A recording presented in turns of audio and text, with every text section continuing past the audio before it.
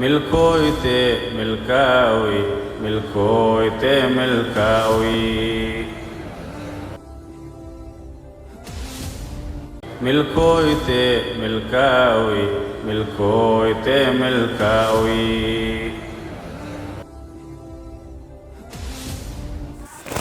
بسم الله الصلاة والسلام على رسول الله صلى الله عليه وسلم. إخواني في الله بكجر تنتي نجيني ربي سناك قبو ردفت تفينا على شراك تي في شو هندو ما خيسانو نجيني ربي السناك قبو أرى شيكان كينيا شيكان غرغودا خيسا نمتك خانين كبدي رفيتو جرا متنولي جريني علمان كينيا دبرسان كيسا توكو seenaan gaa waan himamee dhumaatii miti laakiin garuu waan jirurraa xiqqasho gurra wal haa buusnu jechuudhaaf dubbanna. Maaliif biyya ulamaan dulloomaa deemu jiru yookiin dadhabaa deemu jiru ka dargaggeessisii waa wallaalaa deemu jiru keessatti seenaan ulamaa dagatamuu hin qabu jechuudhaaf waan kana dubbanna. Mee awwalan sheeka keenyattiin isin dabarsaa maqaa isaaniitirraa hangafee seenaalee jireenyaa gaa muuxannoolee kaniin amma dura barreessirraa hedduutu jira.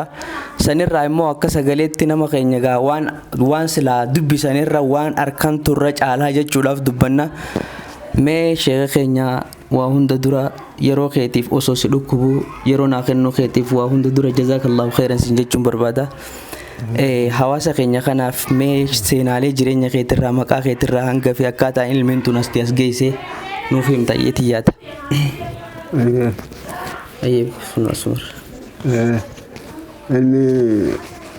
ilmi islaamaa tana baanta ka ilmi islaamaa tana ismi hanqaan uwweessatti gaaduu fagoon jirti yanqabiyya haa seentetti mee maqaa keenya waa jiru jalqabarratti maqaan kiyya Ahmad Yusuf Wadaay jedhani. Hayyee Sheekh Ahmad Toohidaa jechuudhatti si beekan irra caalaa. Toohidaa wanni jedhan hojiidha. Hojiidha. Hojii kiyyaanii na jijjiirame malee Ahmad Yusuf Wadaay jedhani hojiini gaa toohida biyya fagoo hamtuu dhahee deemetiin toohida barsiise. Tole maaliif Sheekh Ahmad Toohidaa jedhan?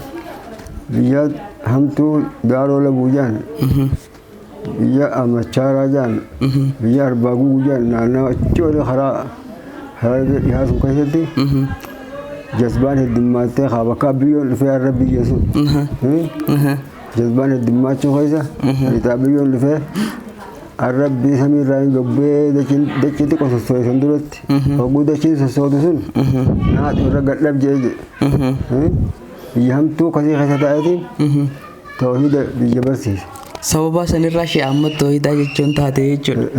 Toohida laafaa migaa biyya keessatti waan amagitti lafa qabaafanne deemee bakka cufatti ijoollee walii qabee toohida barsiise. Tole mee Sheekha ilmi isheenii akkamii jalqabee ilmi barnoota diin kan akkamii jalqabee isheenii? Ana waanteega. Oguun dura harar jiruun dura dhawaatti qareebaa duraati. Hayyee. Asii deemnee naannoo baddaa kan ol babaanee qaraanee. Hayyee. Asitti ilmi baranne gaafas. Tole. Biyya Haile Sillaasee keessa wal gidee sun. Tole. Asi qaraanee fixannee. Hayyee. Biyya sun biyya hedduu jazbaan itti galtee shayxaa biyyoon dhufe suni. Daaroo labuutee. Daaroo labuu jedhanii. Biyya jazbaan heddummaatee sunitti hin galee achi barsiise. Barnoota ilmee kana jalqaba ani warra kiyya haadhatiyyaaf nama tokko jette. Abballeen qabu jette jalqaba. Abballeen isaan hin beekne du'e. Hayyee. Haadhatiyyaaf nama tokko. Hayyee. Laga dool jedhanii laga harree jedhanii. Hayyee. Akkasitti dira dhaabbata. Tole. Achittiin ooluu waayyooti shaafeega. Achittiin xiqqeeyyatti qonna jalqabeef. Bakka burtukaanii mandariinii jiru gaafasi. Achittiin gaa muka sun dhaabnee lolichi dalagaaf ayyooti jira. Ismaan dalaguuti. Sheekni tokko ayyooti jiraan micaa kana gaa galgalu. Hiraata galgalaan itti kenni. Galgalaan si qaraase jee. Hayyee. Tole. Reesima nuu ta'a. Hayyee. Galgaluu micaa kana hiraata galgalaan itti kenni galgalaan si qaraase jee. Tole. Akka ittiin galgaa dhufee irraa qara. Tole. Galgaa dhufee irraa qara. Tole. Ismaan akkasii qara'uutiin. Kitaaba hojii fedhee Isoo akkasiitiin ka'ee firraa bakka qaraatiin geetu bobbaye. Fagoo dachiin addaan sa'a afur fa'aa deemanii dhaqan. Achi dhaqeetiin qara'ee galammas. Hayyooti yaa ooluu eega. Ooluu eegaatiin kitaaba irra dhaqan. Ismaa akkasiitiin ilmi baradhe gaafas. Mee gaafa jalqaba ilmi baratan san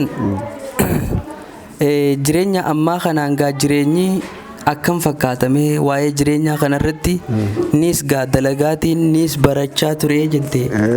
Har'a immoo namni gaa ilmiidhaaf gaafa if kennu ilmiin if kennuu barbaaddii siin jaa. Muuxannoolee kanarraa mee waan qabdan sheekha. Ilmiin lakki akkuma abbaan gartee itti qara'etti. Ilmiin koolii jantuun abbuma wajji deemti. Abbaan nashaata qabaate. Qolchee gacceewus milkaan isaatti hojii deemti. Gaafas deemeetiin bakka sa'a sadii deeman deeme achi qara'ee ammas ooluu ishee deebi'aa yoo biratti ammas akkitti irra dhaqan. Ammas deemeetiin akkasii qara. Ammas deemeetiin irra dhaqan. Waa laffaatii xiqqoo guutuudha. Adaa dhaqanii dira dhawarra fagoodha. Wanti laga doonii laga harree jedhanii oolootu leenii jira. Ooluu sana masnoo sana dila inaami achirraa kaafnee deemee qara'eetiin achi gala. Obboleeyyan jaallatamoo seenaan sheekan keenyaa waan himamee dhumuu miti. Akkasuma immoo garuu wanni waan hundarra caalaa nama gaddisiisu hawaasa keenya kana keessatti hawaasni keenya irra bal'inaan isaan beekuu dhabuudha. Sheeyni kitaaba isin agartan kana takka lama sadii afur shan ja'a torba saddeet sagal kudha takka kudha lama. Kitaabonni kun mata dureelee adda addaa qaba. Gariin ka fuula 200 qabu, gariin ka fuula 300 qabu, gariin ka 100 qabu. Akkanatti adda qoqqoodama. Sheeyni kana hunda barreesseeti jira. Hawaasa keenya kanaaf yoo gumaachi ta'e jee akka yeroon ammaa kun teeknooloojiin hin jiru kun immoo bara hijirarraa bara 1432tti barreeffame. Kunilleen hijirarraa 1432tti kunis yeroo kana hunda barreeffame kitaabni kun. Akkasuma ammas kitaabni immoo akka addunyaatti silaa intarnaashinaala ta'ee jiru kan Dr. Zaakirilleen yaadarra kennateetu jira. Kun immoo kunuuzu sihaa kitaaba fayyaati. Kun immoo idhaaratul haqiiqatul islaam qaja'u. Kitaabni kun barreeffamee osoo lafa jiru hawaasni keenya kitaaba isaa barreeffame kana quban qabu. Mee sheekha kitaaba kana gaafa barreessitu hagamta akkasii fudhate? Kitaaba idaara kana fa'a amata lama moo sadii kitaaba gurguddaa keessaa waraqaa katabeeti waraqaan mana guutee waraqaa sun bira taa'ee tartiiba deebise. Akka kana na dhibee hin jiru. Maal jechuu idaara jechuun? Mul'isaa haqiiqaa islaamaa jechuudha. Mul'isaa haqiiqaa islaamaa. Hundee islaaminaa jechuudha. Haqiiqaa islaamaa kan agarsiisu jechuudha. Eenyu? Liman araada. Nama fedheef. Liqa Allah rabbi isaa qunnamuu bisalaami nagayaan nama fedheef. Nama rabbi isaa nagayaan qunnamuu fedheef. Haqiiqaa islaamaa agarsiisu jechuudha. Izihaar mul'isaa haqiiqaa islaamaa. Ijoolleen oggoon afaaniin haasawee qaraasisu. Kitaaba tokko manuun katame jettee. Katabu kitaaba adda addaa irraa waraqaan mana kana guutee achirraa fuudhee tartiiba deebisuun amata tokko irraa fixxe. Suudii keessanii chittiin xabbaa jennaan warri suudii kun hin ta'u deebisi jedhan. Kun ka shabaaba bilbilchu. Waan shabaaba kan bilbilchu kana hin feenu. Waan shabaaba dammeessaa jechuudha. Shabaaba hin dammeessaa shabaabni kan itti maraate. Kun shabaaba maraacha. Nuti mamlakaan isaan mamlakaadha. Achuma deebisi biyya keessanii katabiya. Ati sabatti hin fedhaa deebisi. Asitti deebiftee soofti asitti koppii gootee maxxansite jechuudha. Asitti waan kobbeen goon. Waan nama goon maktabuma guddaa sun dhanii jala teenyee. Baay'ee. Naafilaa ayyaan gidee itti fixannee. Baay'ee. Galgaluu chiyaanee waraqaa sun funee sahiya gooneetti waraqaa itti ol deebisaa hanqa درجتي شو دبدت صحيح قوني باف mee sheekha Allahu akbar ammaan hin jajjaatu na duraa badee bar na duraa badde sheekha egaa kitaaba tokko maxxansuun bu'aa bahii hedduu nama gaafata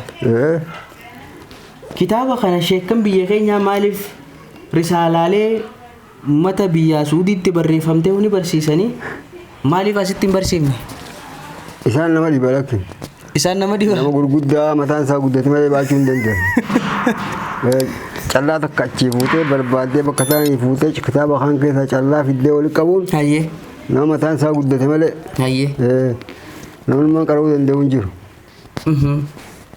nama dhibaa jecha jechuun dhaga'ee waa dhugaadha jechisan dhibicha lafdiin kan nama dhibne hayyee maanaa hedduu of keessa qabaame maanaa dilaa kana mataa keessa ta'u jechuun nama dhiba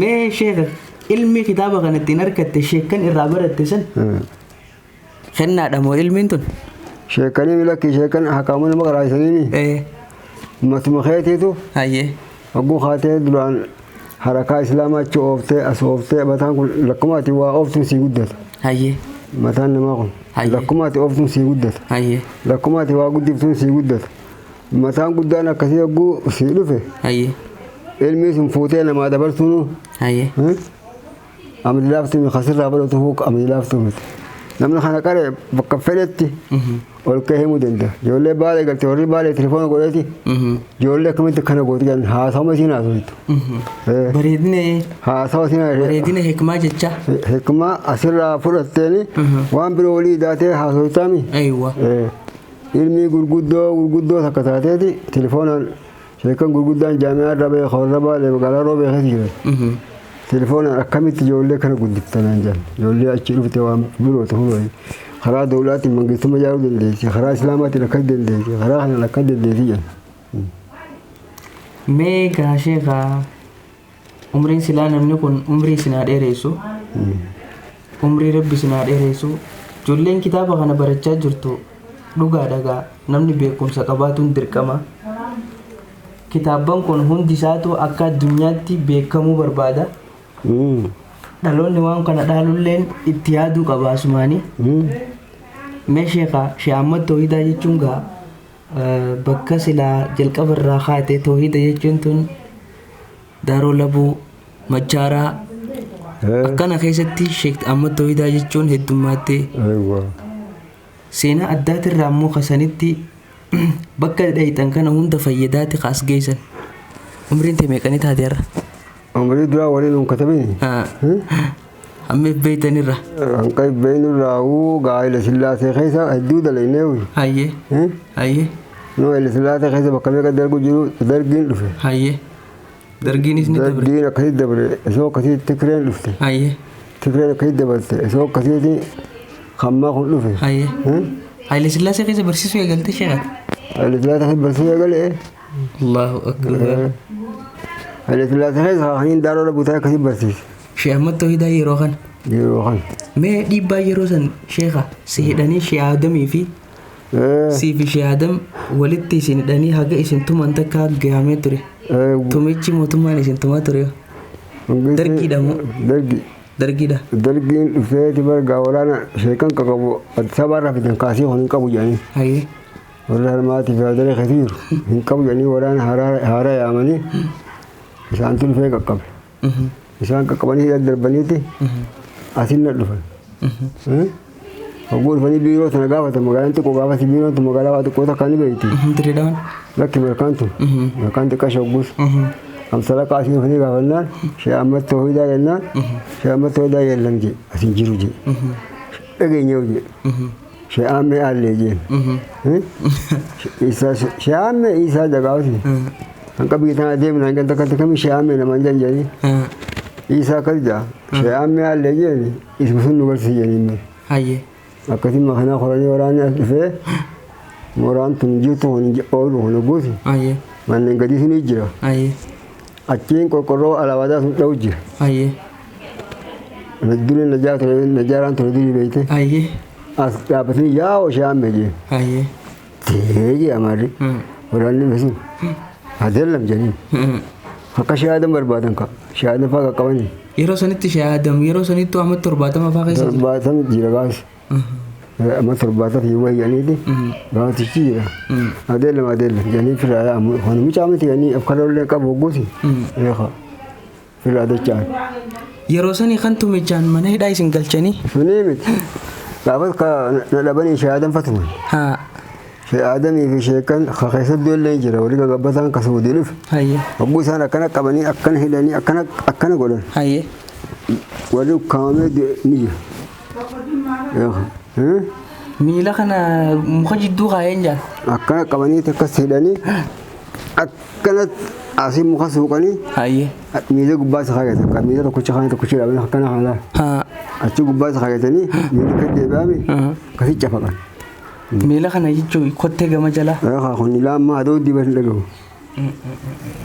tumicha gaafa isin tumicharraa haa amma adoo diban hogguu eessatti ka isin tuma sheeka atifaa eessatti ka isin tuma mana hidhaa kamitti asitti kaa asitti malkumaa tana keessatti malkaasanaa miti diradhaa kaa'e haba isa bakka ta'uusi laala hirnatti bar hirnatti hirna Allahu akbar hirna dhaqeetiin haa hirnatti haa barsiisee gaara qofaa jedhanii gaara sun gubba bahee haa ulamaa walii yaamanii haa ulamaa sun gubbatti haasawa tol sheekan walii qabaniiti sheekan sun ka'ee nurra qaree kitaaba tokko jira khawaabii arrabs nurra qaree sheetichi arrabaan muxuxuuq nu godhe manguddoo amaaraa guddoo tana yaamanii manguddoon sun seesee dhaggeeffatti hanqa namni ol keenya ilaalutti sheekummaan akkan hamaa kun maal jedhanii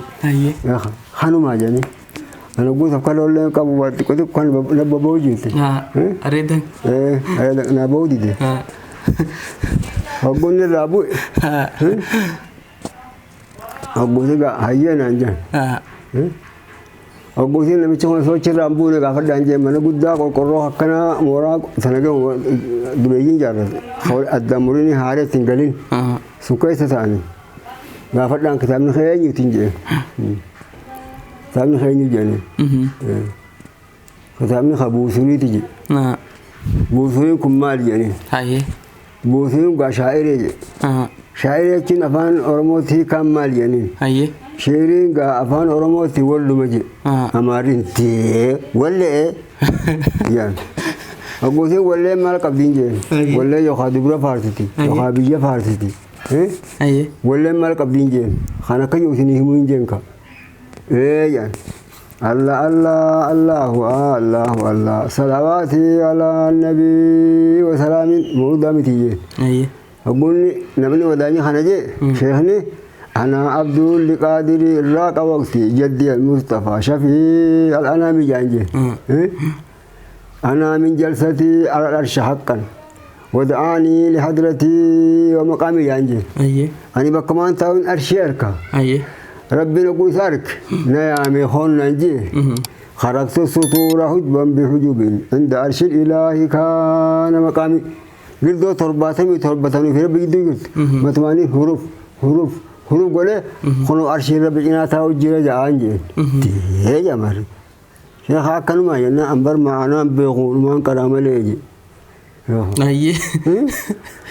wali moodaa ka ma'anaan beekuudhuma qaraa malee kana bichaa jeen waa feen jeen sheekha إذا ما جذبت قوس مرامي كان نار الجحيم في سامي جنجي نو يا قوتي يا كسي مري ودربت شوفن إبد ما جهنمين دربت داسنت جنجي وسائل الدين تحت حكمي دچين تشوفت حكمتي جام بلتنا روبانا چامانا اجيسانا كاسانا مغرسا ويا في قبضتي دچين ترباني بسمين تربان تنكت قبلين حياتي كفراخ الحمامي ادري المودري ما نيو حمامان دل انا يجي تو حمام غرسا ما نيو كسين كتل تسن اكاسيتين بيچيچه كسين غودا جانجي بقى كهجه شيخ كانوا امر مهانا بيو واني مهانا بي قراتين نوچي ثاني ني بوچه أكيد خلاص warri hadaraa cuftu kufee dhabame achuma irraa gabbu'anii buna galaan deeme jiru ganda huniin nu gori ganda huniin nu gori ganda huniin nu gori jedhanii hanqaan ganda kana goru mangistii maallaqa olii guuranii hirna geessanii kannaniifi abbuu isinii galaganii karaa rabbuun ni jala bu'anii makiinaa deemu kanaan dhaabi jedhaniin fuulota deebsi jedhaniin ani deemu jee kadidhaa deemuun hanqanni irraa bu'u waraanni dhufee qabu dhaabi jedhaniin abbuu itti gabbu buune waraanni duroo yaadu fakaa hirnaa hayisa abbuu qabeenuun kuti makiinaan fuula gaddeebee firraa kuti namni rabbiin hambisuu fedhe numa hafa mucaa tokko kan jala fiigu na jala deeme qara'u makiinaan guutamtee firraa hafe karaa irratti mucaan nurraa hafe kajan mucaan makiinumatti eegga lama dedeemu eegeetu horee dhagaan gale nuuf ijoollee warri makiinaa harkan ule milkooyte milkaawi milkooyte milkaawi milkooyte milkaawi milkooyte milkaawi milkooyte milkaawi milkooyte milkaawi